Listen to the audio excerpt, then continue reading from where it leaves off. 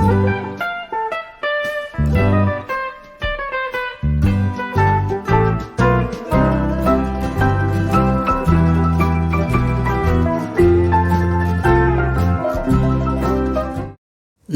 सभी को, मैं मत्तू केवट। मैं आज आपको इस वीडियो के माध्यम से कक्षा चौथी विषय परिसर अध्ययन भाग के 1 के अंतर्गत पाठ क्रमांक 5 है घर घर में पानी। तो घर घर में पानी, इस पाठ का परिचय मैं आपको इस वीडियो के माध्यम से कराने वाला हूँ। तो देखिए, इन चित्रों को पहले ध्यान से हमें देखना है। तो घर घर में पानी, तो हमें किन कामों के लिए पानी की आवश्यकता होती है, इसकी जानकारी तो आपको है कि हमें पीने के लिए, भोजन बनाने के लिए, स्नान करने, घर की धुलाई करने, कपड़े धोने, बर्तन मांजने, बागवानी करने के लिए पानी की आवश्यकता होती है। इसके अतिरिक्त सिंचाई करने तथा कल कारखाने या उद्योग धंधों को चलाने के लिए भी पानी की आवश्यकता होती है। तो देखिए, इन चित्रों को दिया गया है और इस पर कुछ प्रश्न है। जैसे देखिए, इनमें से वर्तमान समय में कौन से बर्तन उपयोग में लाए जाते हैं। ये जो बर्तन दिए गए हैं और ये बर्तन किन पदार्थों से बने हुए हैं। पानी के बर्तन पर ढक्कन तथा टोटी होने से कौन से लाभ होते हैं। तो इनमें से देखिए, पहला प्रश्न इसमें बनता है कि वर्तमान समय में कौन से बर्तन का उपयोग में लाए जाते हैं। तो वर्तमान समय में जैसे फिल्टर हो गया, इस्पात की टाकी हो गया, पानी की बड़ी टंकी हो गई, इनका उपयोग किया जाता है। परंतु ये जैसे मटका है, मटका, सुराही, फिल्टर, प्लास्टिक की टाकी और तांबे का हंडा, स्टील की आवश्यकता अनुसार लोग इन सभी का उपयोग करते हैं। जिस तरह से जिसको जो उपलब्ध है, उस अपनी उपलब्धता के अनुसार लोग इन साधनों का क्या करते हैं, उपयोग करते हैं। और ये बर्तन देखिए, प्रश्न है कि ये बर्तन किससे बनाए गए हैं। तो ये देखिए, मिट्टी से बना हुआ है। ये फिल्टर देखिए, प्लास्टिक से बना हुआ है। ये हंडा जो है तांबे का बना हुआ है और ये टाकी जो है इस्पात या स्टील की टंकी है। तो इन साधनों से, मिट्टी का घड़ा मिट्टी से बनते हैं, कलश मिट्टी से या तांबे या पीतल से बनाया जाता है। ये फिल्टर जो है ये प्लास्टिक का बना हुआ है। बड़ी टंकी भी ये प्लास्टिक से बनी है। हंडा या गगरा जो है ये तांबे, पीतल या इस्पात से होते हैं। और ये छोटी टंकी जो है देखिए, पीतल की भी रहती है, तांबे की भी टंकी रहती है। तो इस तरह से। और एक प्रश्न है कि पानी के बर्तन पर ढक्कन और टोटी होने से कौन से लाभ होते हैं। देखिए, इनको ढक करके रखे गया है। इस पर ढक्कन क्यों रखते हैं। तो पानी के बर्तन के मुंह पर ढक्कन होने से पानी में धूल, मिट्टी तथा कूड़ा करकट नहीं गिरता। बर्तन में टोटी लगाने से पानी निकालने में देखिए आसानी होती है और पानी व्यर्थ खर्च नहीं होता। इसलिए टोटी लगाना भी बहुत क्या है, आवश्यक है। हम आगे देखते हैं कि पीने के पानी या पेयजल के प्रति सावधानी, हमें कौन कौन सी सावधानी को बरतना चाहिए। तो देखिए, उत्तम स्वास्थ्य के लिए पानी का अहानिकारक होना आवश्यक है। यदि हम दूषित पानी पीते रहें तो उससे रोग होने की संभावना बढ़ती है। इसलिए पीने तथा भोजन बनाने के लिए पानी का संचय करते समय विशेष सावधानी रखी जाती है। पीने के पानी तथा भोजन बनाने में उपयोगी पानी के बर्तनों को हम नहीं गिरता।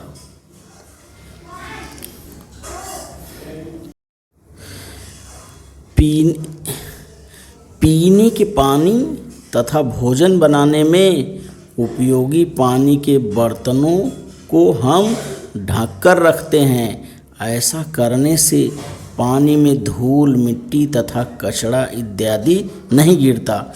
बर्तन में हाथ डुबोकर पानी निकालने से हाथों में लगी गंदगी पानी में पहुंच जाती है। इसलिए बर्तन में से पानी निकालने के लिए लंबे हत्थे वाले कलछे का उपयोग करते हैं। पानी निकालने के बाद उस पर तुरंत ढक्कन रखते हैं। परंतु पानी के बर्तनों में से पानी निकालने की सबसे उत्तम विधि है बर्तन को सही स्थान पर टोटी लगाना। ऐसा करने से पानी की बर्बादी नहीं होती और पानी निकालना भी अधिक आसान होता है। किसी बर्तन का पूरा पानी समाप्त हो जाता है तब उसमें फिर से पानी भरने से पहले उसे अच्छी तरह धोकर स्वच्छ करते हैं।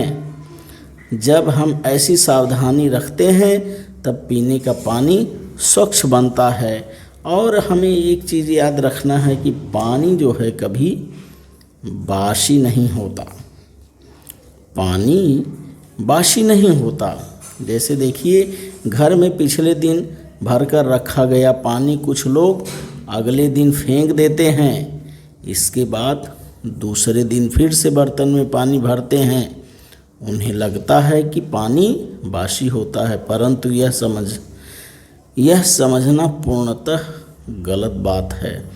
पानी फेंकने का अर्थ है अच्छे पेय पानी को व्यर्थ करना।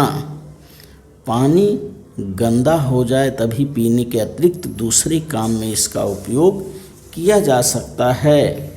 तो पानी का हमें क्या करना चाहिए? सावधानी से उपयोग करना चाहिए। अब हम देखेंगे कि जल का वितरण किस तरह से होता है। चित्र को हमें ध्यान से देखना है कि घर की नल व्यवस्था का ये चित्र है और ये जो है इमारत की छत के ऊपर लगी पानी की टंकियां हैं। तो जल का वितरण किस तरह से होता है देखिए, एक स्थान पर संग्रहित पानी विभिन्न स्थानों तक वितरित किया जाता है। जिस तरह से यहाँ पानी का संग्रह किया गया है, इसके लिए इमारतों के टेरेस या छज्जों पर बड़ी टंकियाँ लगाई जाती हैं। मोटी पाइपों और फिर पतली पाइपों द्वारा यह पानी घर घर तक, शौचालय, बेसिन, रसोई घर तक पहुंचाया जाता है। देखिए पतले पाइप से इसकी क्या हुई है, पाइपिंग हुई है और इस तरह से वॉश बेसिन हर जगह ये पानी पहुंचाया गया है। इस व्यवस्था द्वारा एक साथ कई परिवारों को पानी मिलता है। नलों की टोटी को खोलकर तथा बंद करके आवश्यक पानी का उपयोग किया जा सकता है। इस तरह से जल का वितरण प्रत्येक घर को इन टंकियों के माध्यम से किया जाता है। देखेंगे कि गांव के पानी की आपूर्ति किस तरह से होती है। तो चित्र को ध्यान से देखिए। ये नदी पर यहाँ बांध बनाया गया है और बांध से पानी यहाँ छोड़ा जा रहा है।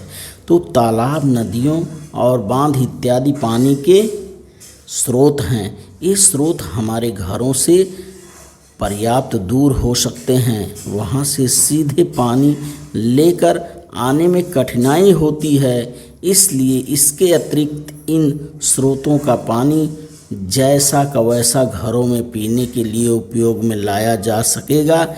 इससे आश्वस्त करना संभव नहीं है। अर्थात इस पानी को ज्यों का त्यों इस तरह से पीने के लिए उपयोग नहीं किया जा सकता है। इसलिए गांव के समीप का कोई बड़ा स्रोत देखा जाता है। किसी नहर अथवा बड़े जलवाहक की सहायता से संपूर्ण गांव के लिए एक ही स्थान पर पानी लाया जाता है। उसे वहां पीने के लिए अहानिकारक बनाया जाता है। इसे जल शुद्धिकरण कहते हैं। जल शुद्धिकरण केंद्र से सब लोगों तक पानी की आपूर्ति करने के लिए सुविधा की जाती है। इसे जल वितरण कहते हैं और पाइपों द्वारा पानी को घर घर तक, जन जन तक पहुंचाया जाता है। तो गांव में पानी की आपूर्ति इस तरह से की जाती है। तो घर घर पानी के अंतर्गत इस चित्र को हम ध्यान से देखेंगे कि जल भंडार से घरों तक पानी का प्रवाह किस तरह से होता है। तो इस चित्र को ध्यान से देखिए। इसमें देखिए ऊंचाई पर पानी चढ़ाने के लिए पानी खींचने या ऊपर चढ़ाने वाली मोटर पंप का उपयोग करते हैं और ये पंप डीजल या बिजली से चलते हैं। पानी देखिए यहाँ पर वर्षा का पानी या बांध का पानी यहाँ पर संचित किया गया है। यहाँ से इस पानी को गांव का जल भंडार केंद्र है, इस केंद्र से मोटे पाइप द्वारा ये जल शुद्धिकरण केंद्र बनाया गया है और इस जल शुद्धिकरण केंद्र से मोटे मोटे बड़े पाइपों से इस पानी को क्या किया जाता है, इस टंकी में चढ़ाया जाता है। ऊंची टंकियों में पानी को संग्रहित करके वहाँ से यह पानी पर्याप्त दूर गांवों, कस्बों या शहरों तक पहुँचाया जाता है। देखिए गांवों तक या शहरों तक पाइपों द्वारा पानी के शुद्धिकरण के बाद पानी को ऊंची टंकियों तक पहुंचाया जाता है। आवश्यकता के अनुसार नलों की सहायता से इसकी आपूर्ति घर घर की जाती है। कुछ बस्तियों में सार्वजनिक नल भी लगे होते हैं। इस तरह से कुछ बस्ती वाले नलकूप तथा कुओं का भी पानी पीते हैं। कहीं कहीं टैंकर से भी पानी की आपूर्ति होती है। कुएं, नलकूप तथा टैंकरों से पानी का उपयोग में लाने से पहले उसे क्या करना चाहिए, उबाल करके पीना चाहिए। तो पानी क्या है? एक मूल्यवान पदार्थ है, संसाधन है। उपयोग में लाने से पहले पानी का शुद्धिकरण, सही वितरण, ऊंची टंकियों में संग्रह और अंत में घर घर तक इस तरह से पहुंचाना पड़ता है। इस क्रिया में मानव ऊर्जा, बिजली तथा डीजल के अतिरिक्त मोटर पंप की भी आवश्यकता होती है। अतः पानी का उपयोग करने से पहले उस पर पर्याप्त रकम या धन खर्चा किया जाता है। इसलिए पानी एक मूल्यवान पदार्थ है। हमें सावधानी रखनी चाहिए जिससे पानी व्यर्थ ही बह न जाए, पानी का अपव्यय ना हो। पानी की बचत करना आवश्यक है। पानी कैसा भी हो उसे फेंकना नहीं चाहिए, अकारण पानी बहने देना नहीं चाहिए। नल की टोटी कम ही खोलकर पानी का उपयोग करना चाहिए। बचा हुआ पानी वृक्ष पौधों को देकर तथा फल एवं सब्जियों को धोने में उपयोग करना चाहिए। तो पानी एक ये मूल्यवान पदार्थ है। अब इस तरह से इस चित्र के माध्यम से आप पानी के वितरण को समझिए। अब हम इसके स्वाध्याय के प्रश्नों के उत्तर को देखते हैं। हर घर पानी इस पाठ के अंतर्गत देखिए स्वाध्याय है, सही या गलत लिखना है। इसमें कुछ प्रश्न दिए गए हैं, ये 4 प्रश्न हैं। इन प्रश्नों के उत्तर को आपको लिखना, सही या गलत बताना है। जैसे समीर ने पानी पीकर घड़े पर ढक्कन नहीं रखा। बर्तन धोने के बाद बचा हुआ पानी निशा ने पौधों में डाल दिया। नल से पानी आने पर सई ने पहले से भरे हुए गागर का पानी उड़ेल दिया और फिर से पानी को क्या किया, भर गया। फिर से पानी लाई। सैर पर जाते समय रेशमा अपने साथ पानी भी लेकर के गई। तो ये प्रश्न है, इसमें सही या गलत हमको बताना है। तो आइए देखते हैं हम इन स्वाध्याय के प्रश्नों के उत्तर। तो पाठ का नाम है 5 घर घर पानी।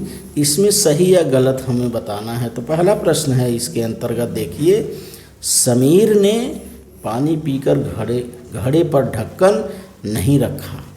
ये गलत है, अनुचित है। ढक्कन खुला नहीं रखना चाहिए। तो इसका उत्तर हम गलत लिखेंगे या अनुचित लिखेंगे। प्रश्न दूसरा है देखिए, बर्तन धोने के बाद बचा हुआ पानी निशा पौधों में डाल दिया। निशा ने पौधों में डाल दिया। इस प्रश्न का उत्तर देखिए सही है, अर्थात यह उचित है। तीसरा प्रश्न है देखिए, नल से पानी आने पर सई ने पहले से भरे हुए गागर का पानी उड़ेल दिया और फिर पानी भरने के लिए गई। प्रश्न है, नल से पानी आने पर सई ने पहले से भरे हुए गागर का पानी उड़ेल दिया और फिर पानी भरने के लिए गई। यह जो है गलत है, अनुचित है। अब अंतिम प्रश्न इसमें है, देखिए चौथा है, सैर पर जाते समय रेशमा अपने साथ पानी भी ले जाती है। सैर पर जाते समय रेशमा अपने साथ पानी भी ले जाती है, यह उचित है, अर्थात इस प्रश्न का उत्तर सही है। तो आप इस वीडियो के माध्यम से घर घर पानी इस पाठ के बारे में समझिए और पानी की बचत हमें कैसे करना है, पानी का भंडारण कैसे करना है, इसकी जानकारी आपको हो गई। क्योंकि पीने के लिए उपयुक्त पानी प्राप्त करना यह बहुत ही परिश्रम का कार्य है। पानी जो है प्राप्त करने के लिए बहुत परिश्रम करना पड़ता है और इसलिए पानी का भंडारण और उसका उपयोग सोच समझकर हमें करना चाहिए, क्योंकि इस पर अधिक धन खर्च होता है। तो आप इस वीडियो के माध्यम से घर घर पानी इस पाठ का क्या करिए, वाचन करिए, लेखन करके इसके स्वाध्याय के प्रश्नों को उत्तर को समझिए तथा मेरे आगे आने वाले वीडियो के लिए आप मेरे चैनल को सब्सक्राइब करें, लाइक करें, शेयर करें, बेल आइकन को दबाएं। धन्यवाद सभी का।